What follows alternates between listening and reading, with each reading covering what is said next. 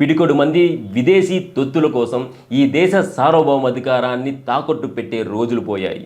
అమాయక గిరిజనులను రెచ్చగొట్టి వారిని సమాజానికి దూరం చేసే ఈ అర్బన్ నక్సల్స్ను ఏరిపారేయడం నవభారత లక్ష్యం.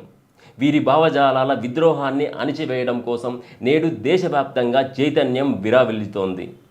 అడవిలో తుపాకీ కంటే నగరాల్లో వీరి పెన్నులు, వీరి విషపూరిత ప్రసంగాలు సమాజానికి ఎక్కువ హాని చేస్తున్నాయి.